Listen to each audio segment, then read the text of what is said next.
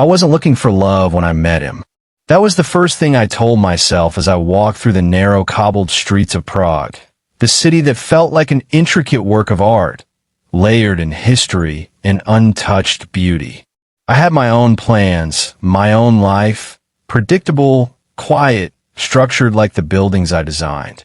Love wasn't part of it. I wasn't searching for it. But then I found him. It was the kind of encounter that doesn't happen in real life, only in movies where the lighting is perfect and everything falls into place like an orchestra playing in harmony. It happened in a cafe on Malostrana Street, a small, charming spot tucked between a row of pastel-colored buildings, where the air smelled like fresh coffee and rain-soaked stone.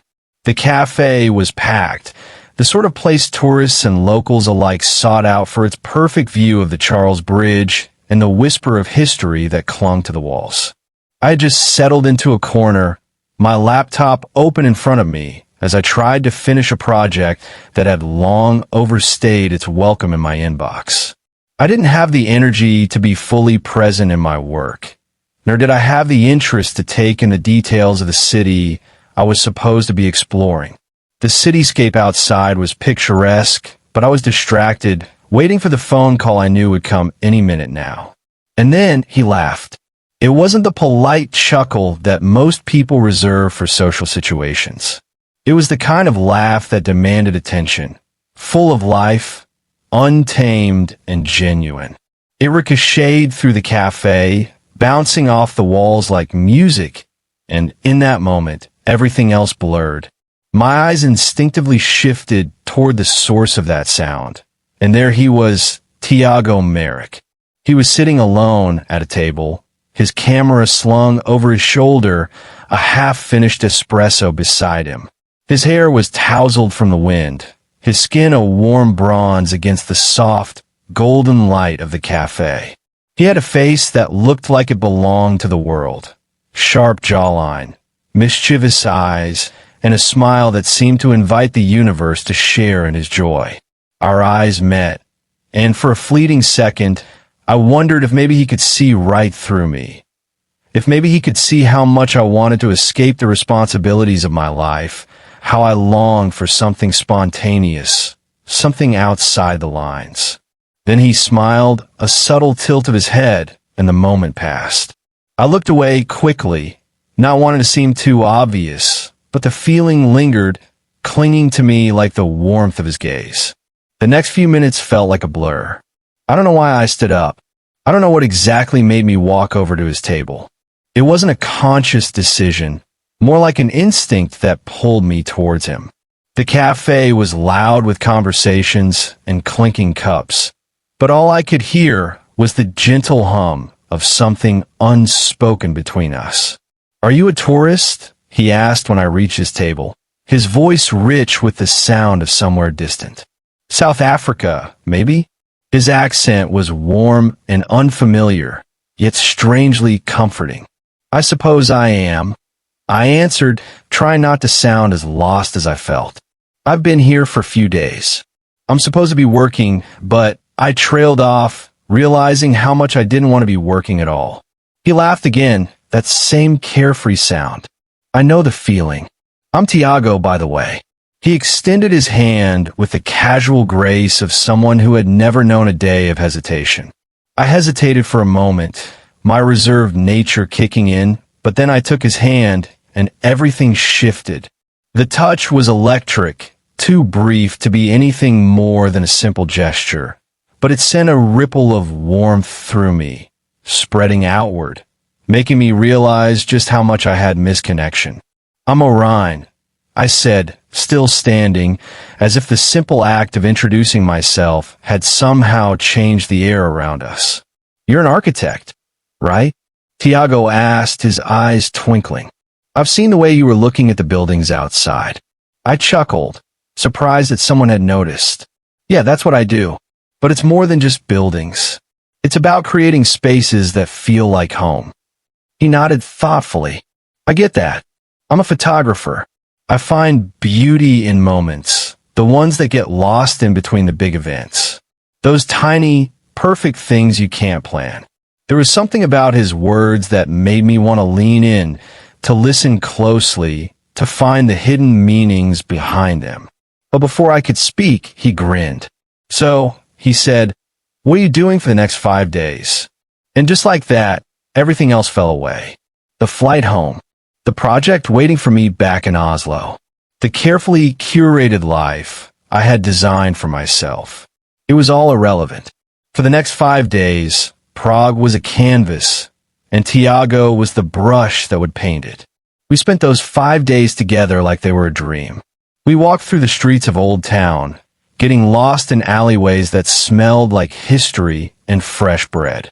We sat by the river at sunset, the water glistening in the fading light, and talked about everything and nothing. He showed me his favorite spots in the city, the ones that only locals know, and I showed him the places I had always imagined in my designs. Places of calm, of contemplation. He took pictures of me, of course. Beautiful, spontaneous shots that made me look like someone I had never met before, a version of me who was free, unburdened, at peace.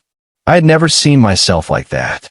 On the last night, we sat in a small restaurant on the edge of the city, sipping wine and watching the rain tap against the windows. It was the kind of moment that could last forever, but we both knew it couldn't. The 5 days had already started to fade, like the evening light slipping behind the rooftops. Tiago reached across the table, taking my hand in his thumb brushing over my knuckles in a gesture so simple, yet so powerful. "I'm glad I met you, Orion," he said quietly. "I don't know what this is, but I don't want it to end." I didn't know what it was either, but I knew I didn't want it to end either. The next morning, he slipped a piece of paper into my hand as we stood at the train station. It was a napkin scribbled with a number, an email address, and a message. "Let's not let this be just a moment in time. I'll be waiting." And as I watched him disappear into the crowd, I wondered if we would ever truly meet again. But there was something in his eyes, something I couldn't ignore. He was more than a stranger now. He was a story I couldn't put down. As my flight took off from Prague, I held the napkin in my hand, a small, crumpled piece of paper that carried the promise of something unknown. The signal had only just begun to fade, but I already knew this. Nothing would ever be the same again. The distance between us felt like a stretch of endless ocean, and every call, every message was like a lifeline thrown out to sea. At first, it wasn't so bad. After the haze of Prague faded and reality set back in, I told myself it would be fine. After all, I had my work to keep me busy, my routines to fall back on. I had convinced myself that distance wouldn't break what had started as a beautiful, fleeting connection. But then, as the days turned into weeks, it became clear we were living two lives, two separate realities, each of us drifting further apart in time zones, while our hearts tried to bridge the distance. We started calling every night. It was the one thread I clung to, the one thing that felt constant in a world that had begun to spin without me. The first few calls were easy, light, easygoing, filled with laughs and the comfort of hearing his voice again. Tiago's laugh still had the same power over me as it did the first day we met, and I couldn't help but smile whenever I heard it, even if it was through a crackling phone line or pixelated on a video screen. He'd always say, "I wish I could touch you through the screen." His voice was thick with longing, playful yet sincere. I used to laugh. It was funny, in a bittersweet kind of way, imagining how something so real could feel so distant. I'd joke that I'd send him a virtual hug, or that we could try to touch the screen like we were reaching across some impossible divide. But with every word, every laugh, the ache grew. It was a hollow kind of humor, something I knew was temporary, a way of filling the emptiness for just a few minutes more. The first few nights after we parted ways, I didn't cry. I told myself I was fine, that everything was fine. I would go to bed, adjust to the silence, and wake up to the comfort of knowing he was still there, somewhere on the other side of the world. But after a while, the silence of his absence became too loud.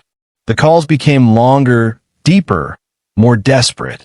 Every time we said goodbye, I would hold the phone close to my ear, listening to the sound of his breath, as though it would help me feel closer. His voice would linger long after the call ended, like a melody you can't quite forget. And then the screen would go black. The echo of his voice would fade, and I would be left with nothing but the empty space between us. I try not to let it show. I try to convince myself that the call was enough, that hearing him laugh or seeing his face, even if pixelated, was all I needed. But I couldn't ignore the hollow feeling that remained after the screen went dark, the void left in the space where his presence should have been. After every call ended, I found myself sitting in the quiet of my apartment, staring at the glowing phone screen like it could give me more than it had. And it always felt like I was waiting for something that would never come. The distance between us was suffocating, pressing in on me like a weight I couldn't escape. And so, I started crying after every call ended. It wasn't the kind of crying you prepare for, the kind that's driven by loss or by heartbreak. It wasn't even sadness exactly. It was just a quiet release, a way of letting out the tension that had built up inside me, the longing that I couldn't escape. I'd wipe my eyes, pull myself together, and carry on as though it hadn't happened. But deep down, I knew that this wasn't sustainable. It wasn't enough to love each other through screens and time zones, through scheduled calls and stolen moments. The worst part was that I didn't know what to do about it. I didn't know how to bridge the gap between us or how to make the distance feel less suffocating. I didn't know how to stop feeling like I was living two separate lives. The person I was when I was talking to Tiago, the person I was when I was alone, felt disconnected, like I was drifting between two versions of myself, never quite able to settle into either one. Sometimes I wondered if he felt the same. Did he cry after our calls ended? Did he lie awake, staring at his phone, feeling the same aching pull that I did? I wanted to ask him, but I couldn't. I didn't want to burden him with the weight of my loneliness. I didn't want him to see how much I was falling apart. So, I kept it to myself, letting the tears come quietly, one after the other, until there were no more words to speak and no more laughter to be shared.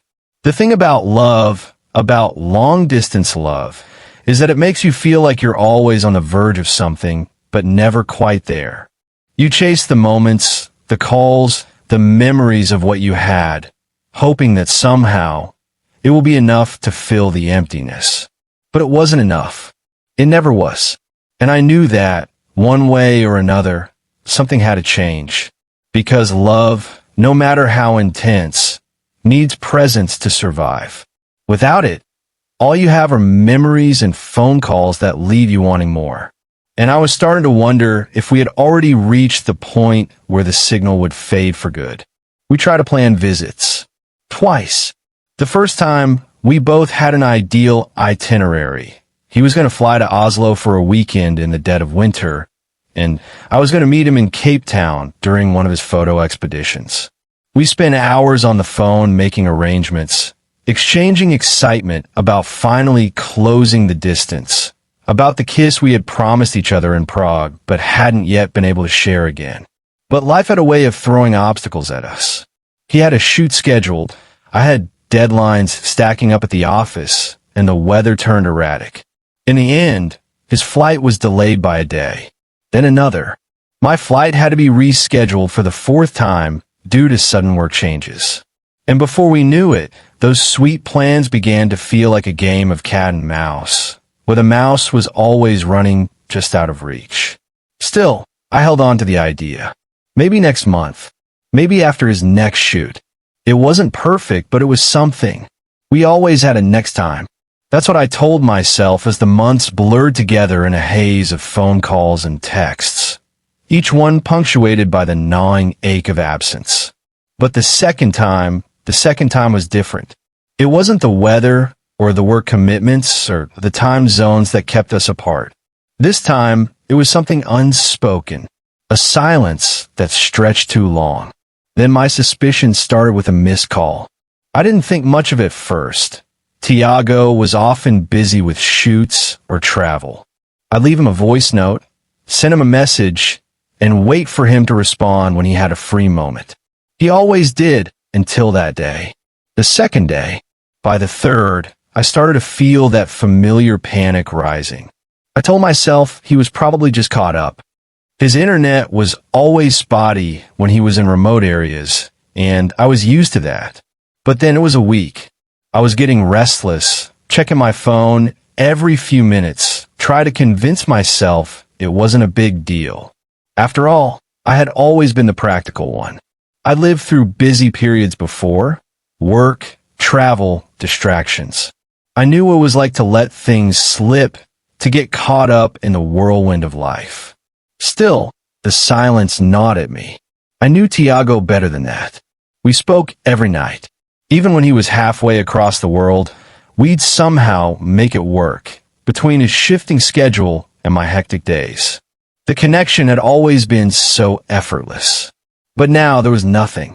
I kept telling myself not to panic, to be patient. He had his reasons, whatever they were. But after a week passed, then two, I couldn't shake the feeling that something had shifted. I threw myself into work, trying to fill the emptiness with tasks and distractions. But each time my mind wandered, I'd catch myself staring at the phone, waiting for a notification that never came.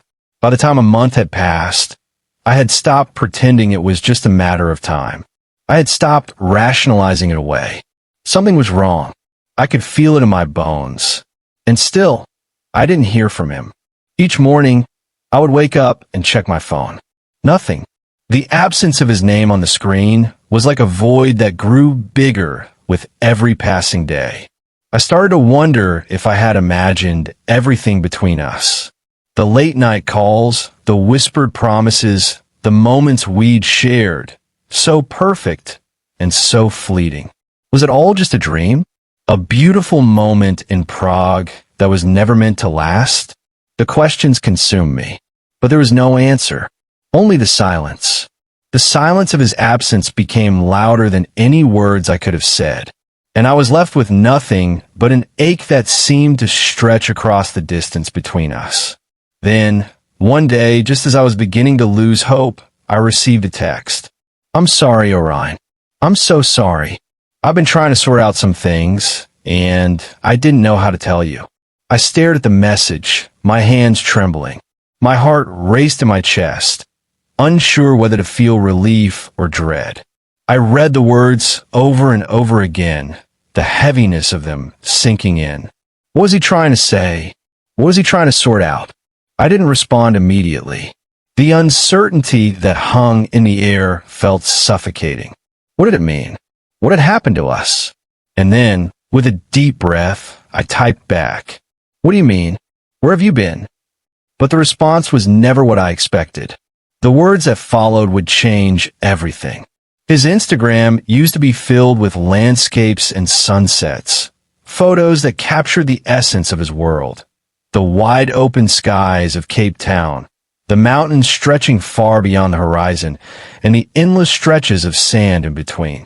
Each photo told a story of freedom, of adventure, of the quiet moments in between the chaos of a life lived constantly on the move. But then something shifted. At first, it was subtle. A few photos here and there of people I didn't recognize, smiling, laughing, close. Faces that weren't mine. I told myself it was nothing. Maybe they were just friends from his travels. After all, Tiago had always surrounded himself with people. He thrived on connection, on meeting new faces in new places. And I had always admired that about him. It was one of the reasons I fell for him in the first place. He was a wanderer, but not in the way I had always imagined wanderers to be.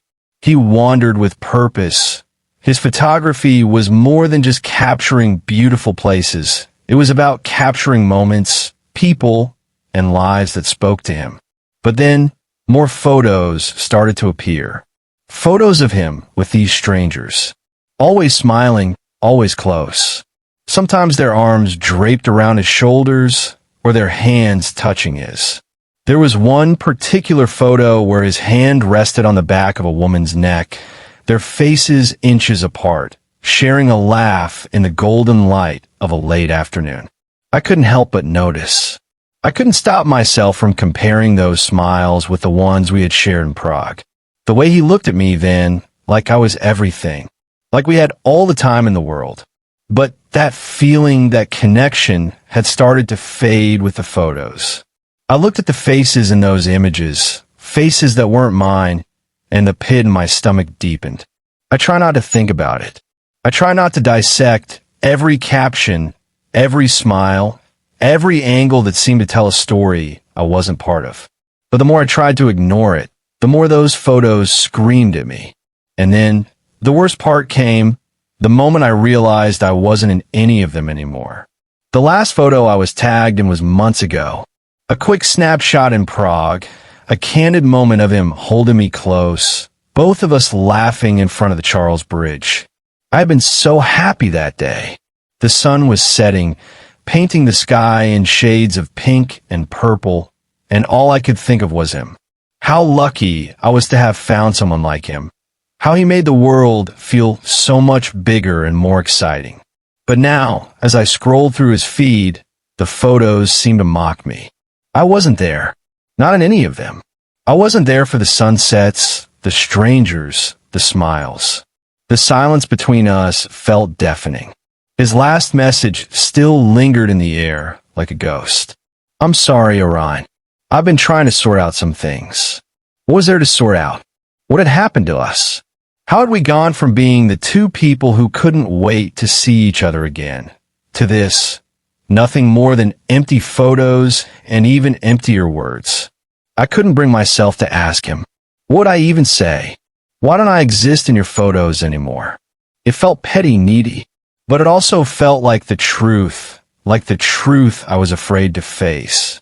I'd seen this happen before in others. The shift from passion to apathy. The slow erosion of something that had once seemed so certain. But I had never expected it to happen to me. Not with Tiago. Not with someone who had once looked at me the way he did in Prague. That way that made me feel like I was the only person in the world. And yet, here I was staring at a screen full of strangers' faces, asking myself why I was still here, why I was still waiting. It wasn't that I didn't understand. Life happened, people changed, but it hurt. It hurt more than I had expected, because it wasn't just about a shift in photos, it was a shift in everything, a shift in us.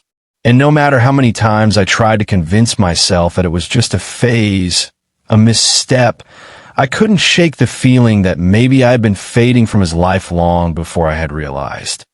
I pulled my eyes away from the screen, my heart feeling heavy in my chest. I wanted to move on. I wanted to stop caring, to stop staring at those photos. But the more I tried to forget, the more I remembered the way he laughed, the way he looked at me, the way we once promised we would always be each other's home. But now, even our promise felt distant. It felt like a photograph I couldn't reach. And still I waited. But that night, I stared at the screen in front of me, counting the empty spaces where messages should have been. 27. 27 messages sent into the void in a single week, and not one reply. It felt like my heart was crumbling into pieces, one message at a time, as if each click of send was a small act of self-destruction. Don't give up on us, he had said. 3 months ago, I could still hear his voice, clear and warm, like it had been yesterday. He'd whispered it across a video call, his face soft in the dim light of his apartment, as if trying to convince both of us that there was hope left, that we could make it work. The words had been his promise, his way of assuring me that the space between us, the silence that had started to fill our conversations, wasn't permanent. He made me believe in something that could bridge the distance between Cape Town and Oslo, something that could survive time zones and missed calls. And yet, here I was staring at my phone, the screen glaring back at me like an accusation. I checked again. No new messages. Had I really sent him 27 messages? I almost couldn't believe it. The numbers so absurd, so desperate. But I had, each one a quiet plea, each one a reminder of what we once had, what we were supposed to have. I had asked him everything. Are you okay? Is there someone else? Why haven't you answered? I had poured my heart into each line, hoping that the next message might finally be the one that reached him, hoping that my words would somehow cut through the silence. But nothing. The worst part was that it didn't feel like a rejection. No, it felt worse than that. It felt like I was talking to a ghost, a person who had been there, who had promised to stay, but who had disappeared without a trace. There were no explanations, no goodbye, just an empty inbox, a cold screen. I let out a breath I hadn't realized I was holding, setting the phone down on the kitchen counter, the weight of it like a stone pressing against my chest. What had happened to us? To me? To the man who had once laughed at my jokes, who had once shared his life so openly with me. I shook my head, feeling the burn of unshed tears behind my eyes. It wasn't just the silence that hurt, it was the waiting. I had spent so many nights waiting for him to come back, for him to message, to call, to say something, anything, but nothing ever came. Had I been foolish to think we could make it work? Maybe this was the universe's way of showing me that distance, true distance, was a force too strong for love to survive. Or maybe, just maybe, this was the slow death of something that had never really had a chance. I had known from the beginning that Tiago was a traveler, a free spirit who lived in the moment. Maybe that had been part of the allure, but maybe it had also been part of the reason he couldn't stay. The thought cut deep like a knife through soft skin. I stood up abruptly, needing to do something, anything to escape the heaviness that had settled over me. I grabbed my jacket, throwing it on without even thinking about where I was going. All I knew was that I needed to move. I walked aimlessly through the streets of Oslo, the cold air biting at my skin, but it wasn't enough to numb the ache inside. The city felt alive around me, people laughing and talking, but I felt like I was walking in a world that no longer had any meaning. Every face I passed seemed so far away, like I was looking at them through a pane of glass. How long would I keep doing this? How long would I keep waiting for a message that might never come? How long would I keep loving someone who had already left? A part of me was terrified to move on, terrified to accept that Tiago might have chosen someone or something else, that maybe I had been just another chapter in his long list of stories. But another part of me, the part that had once been alive with hope and adventure, knew that I couldn't keep doing this forever. At some point, I had to stop looking at an empty inbox and start filling it with something else. I just didn't know how to let go. I couldn't tell you what pushed me to do it, but I bought the ticket. A one-way flight from Oslo to Cape Town. No plans, no expectations. Just a simple decision made in a haze of longing and frustration. I needed answers. Or maybe I was hoping for a miracle. Either way, I was determined to find out what had happened to the person I thought I knew so well. The flight was long, filled with empty hours and restless thoughts. I tried to prepare myself for whatever outcome might await me. But deep down, I knew I wasn't prepared for what I might find. What if Tiago was gone, lost to someone or something else? What if he had completely moved on? I landed in Cape Town late in the afternoon, the city's sprawling views spreading beneath me like a patchwork of vibrant life. But I felt none of its energy. There was no excitement, no hope, just an emptiness that clung to me like the humidity in the air. I took a taxi to his apartment building. His address burned in my mind, the numbers on the envelope I had kept from the last letter he'd sent me. But when I reached the front door of the building and rang the bell, no one answered. I waited and then tried again, knocking harder just in case. Still nothing. Maybe he was out. Maybe he was away on assignment. Or maybe he had purposefully vanished, leaving me nothing but memories and unanswered calls. I almost turned away, defeated. But then, from the shadows of the corridor, a figure stepped forward. His neighbor, an older woman with silver hair and kind eyes, noticed my frustrated expression and asked if I was looking for Tiago. I nodded, swallowing my nerves. "I haven't seen him for a few days," she said, her voice soft but matter-of-fact. "He's always off somewhere, traveling. But he talks about a man in Oslo sometimes, says he ruined him." The words hit me like a freight train. "Ruined him?" I repeated, my voice barely above a whisper. The woman paused, her face flickering with what seemed like a mix of sympathy and resignation. "I don't know the full story, dear. But he said the man in Oslo, well, he said he made him fall too deep and then left him in pieces. It was a while ago, though. I haven't heard him speak of it much since." I felt my heart drop into my stomach. A man in Oslo. I was the man. Tiago was talking about me. The thought made my breath catch. Had I ruined him? Had I been the one who had taken him to that edge, only to push him away when things became too real? The words haunted me, gnawing at my insides. I tried to steady my shaking hands, but I couldn't. My thoughts were spinning, each one tumbling over the other in a dizzying blur. Tiago had spoken about me? In such a way. I swallowed hard and asked the neighbor if she knew where Tiago had gone, but she didn't seem to have any more answers. All she could offer was a half-hearted guess. "I think he might be staying with friends or off on another trip." I thanked her anyway, trying to mask the sting of disappointment behind a thin smile. But as I turned to leave, the neighbor called after me. "You should know, dear," she said gently. "He may be angry with you, but he hasn't forgotten you. Not truly." I didn't know if that was supposed to make me feel better or worse. The words sat with me as I walked out into the night, the weight of them heavier than the entire city of Cape Town pressing down on me. I had come here for answers, for closure, for something, anything that could make sense of the silence. But instead, all I had was more confusion, more questions. The sun was setting, casting long shadows over the streets, and I felt like I was standing in the midst of a story that had been written without my understanding.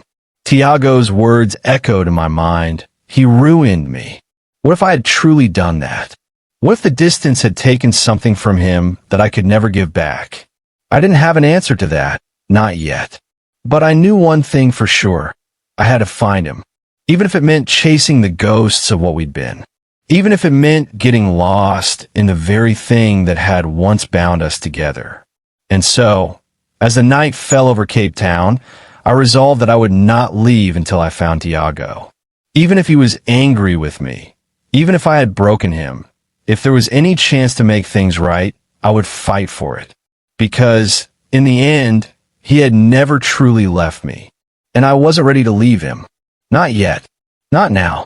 The silence between us had grown thick, and the weight of it settled like dust in the corners of my life. Every time I sat down to write, whether it was an email or a message, my fingers froze over the keyboard. Nothing ever felt like it would be enough. The words felt hollow, no matter how hard I tried to shape them. What could I say to someone who had stopped answering my calls? What could I write to someone who had slipped away from me in the span of a few months? So, I started writing letters, but not the kind that would ever reach Tiago. No, these letters were for me, to untangle my thoughts, to give voice to the pain that churned inside me.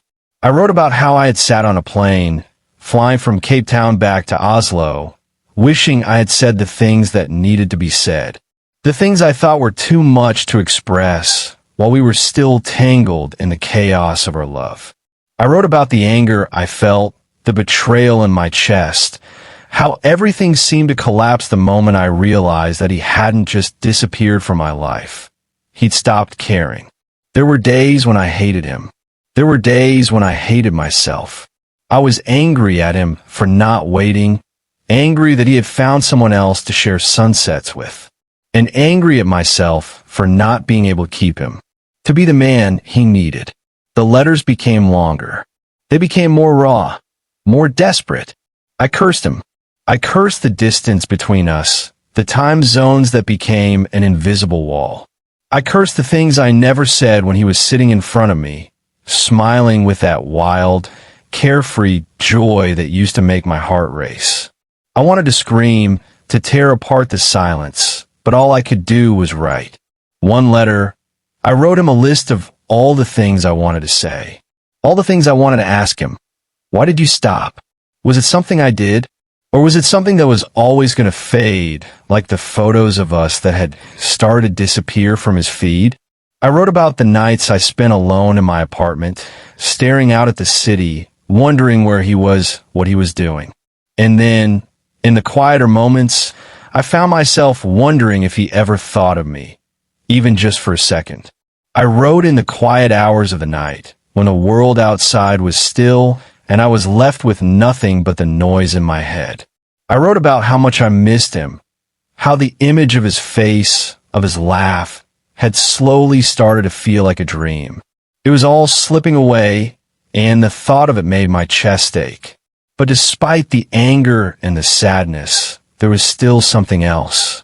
Something that I hadn't admitted to myself yet, not fully. I still loved him. The ache I felt was proof of that. I still kept his numbers saved in my phone. I still had the old photos hidden away on my laptop, as if seeing them would keep him alive, keep him real.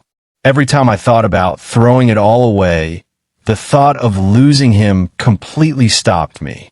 The letters I wrote sat in a shoebox under my bed, pages upon pages of what I never had the courage to say out loud. I could never send them. They were too vulnerable, too raw. But they were mine. My way of holding on. They whispered to me in the quiet, urging me to move forward, to let go. But they also whispered a promise that, somewhere deep down, I couldn't break.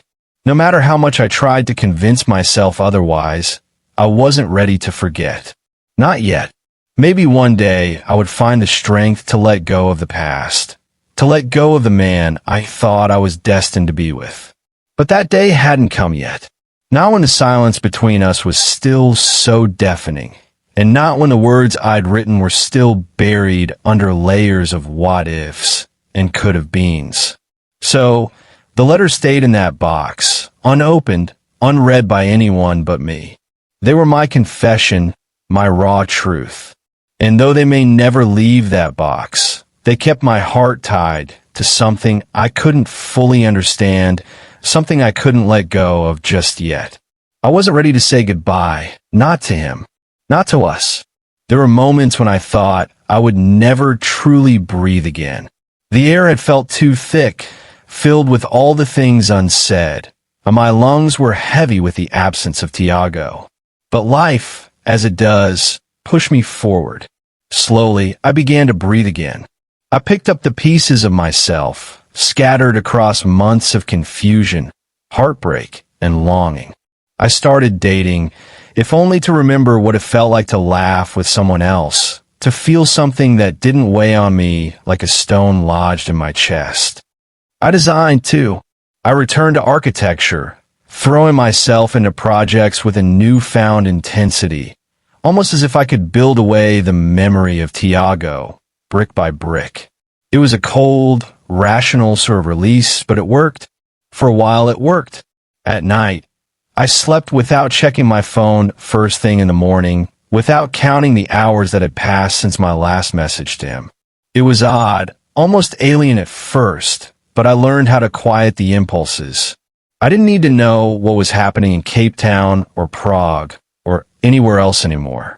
It was liberating, this small act of letting go, of finding peace in the stillness. But every Friday, as if on instinct, my feet led me to that cafe.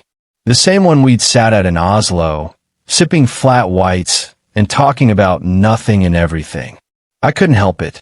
It was as if my body had memorized the route, as if the empty space beside me was still waiting to be filled by his laughter, by his presence. I walked past every single Friday just in case. Just in case he'd come back, as if love could be rekindled in the space between 2 cups of coffee. But the empty chairs sat untouched. And I sat with that silence, allowing it to become familiar, allowing it to be the background music of my life. It's been 2 years, 2 long years without any word from him. But then out of nowhere it came. The subject line was simple, too simple. It felt like a pulse, one I had waited for, without even knowing it. I'm in Oslo, at the cafe, if you still drink flat whites. My heart stopped. The world around me blurred as I read the words, over and over. It was him. It was Tiago. I didn't even think. My fingers flew over the keys.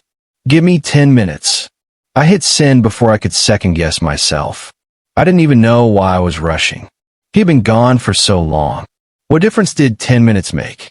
But there was something about the urgency in his words, something that made me feel like I had to see him. I had to know. I had no idea what would happen when I saw him again. Will we pick up where we left off? Or would the distance between us now feel like an ocean, too wide to cross?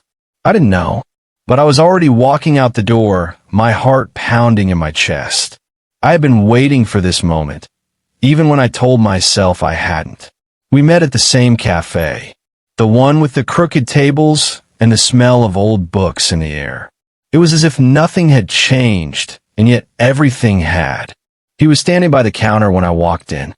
His back was to me, but I could feel him. I could feel that familiar pull like gravity drawing me in. When he turned and saw me, his expression was unreadable. Not the warm smile I remembered, not the boyish charm that used to make me feel like the world was lighter. This was a man now, and so was I. We didn't kiss. There were no tears, no dramatic confessions.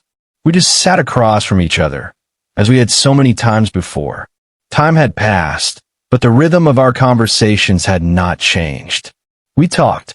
We talked for hours. About everything. About nothing. About how love, timing, and life had shaped us both in ways we hadn't anticipated. We spoke about the things we'd missed, the things we had learned, and the things we had lost. And yet, it was in the quiet moments between our words that I realized something. Maybe we had never really let each other go. We had both been caught in a kind of limbo, not fully moving forward, but not exactly living in the past either. When the conversation finally wound down and the sun began to dip below the skyline, he reached into his bag and pulled out a small piece of paper. Next time, he said, his voice quiet but sure, don't wait for goodbye. It was the most honest thing he had ever said to me, and it made something inside me shift just like that. A promise. Not a promise of forever, because who could promise that? But a promise of living, of not waiting for some perfect moment, some ending that wasn't really an ending.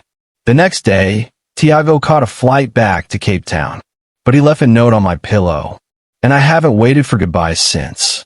I haven't waited for any endings, because in the space between us, I've learned that the real magic doesn't happen when you wait for someone to come back, or when you wait for love to be perfect. It happens when you stop waiting altogether and let the silence become your guide. And so, I move forward, slowly, with no expectations, no promises, just the quiet belief that the future will find us in its own time. And maybe, just maybe, we will find each other again, without the weight of the past, without the fear of goodbyes.